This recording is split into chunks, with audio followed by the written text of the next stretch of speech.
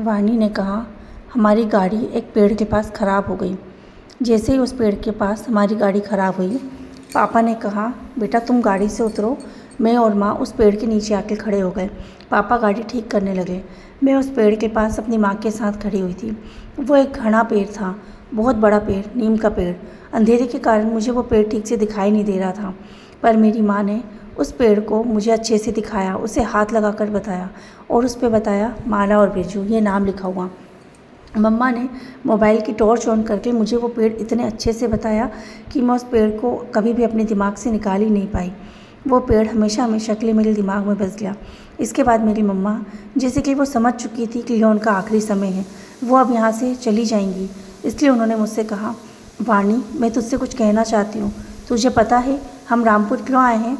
वाणी ने कहा, नहीं मम्मा, मुझे नहीं पता, आप आ रहे थे इसलिए मैं आपके पास आ गई। वाणी ने कहा, यह सुनकर मेरी मम्मा ने कहा, मैं यहाँ रामपुर अपना एक अधूरा काम पूरा करने के लिए आई हूँ। दरअसल इस पेड़ में सदियों से एक आत्मा है। वो आत्मा है बिरजू नाम के एक लड़के की, जिसकी आत्मा सदियों से इस पेड़ के नीचे भटक रही है।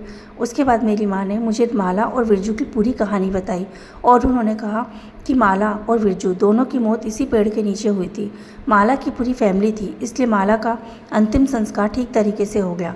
इसलिए माला की आत्मा को तो मुक्ति मिल गई, लेकिन बिरजू, उसके परिवार से उस समय कोई भी नहीं था, इसलिए उसकी आत्मा यहीं भटक रही है। उसकी लाश कई दिनों तक इस पेड़ के पास पड़ी रही।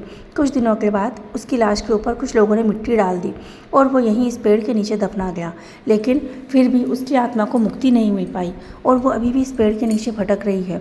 और मुझे यह सब के बारे में मैं पहले से ही कुछ तो जानती थी। इस पेड़ से मुझे अटैचमेंट था, रामपुर से मैं शुरू से ही जुड़ी हुई हूँ, लेकिन इसके बारे में मुझे डिटेल में नहीं पता था।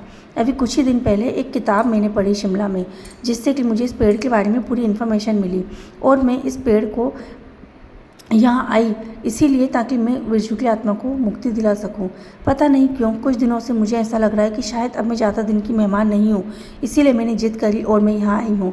मुझे इस पेड़ में से बिरजू की आत्मा को मुक्ति दिलाना है बेटा।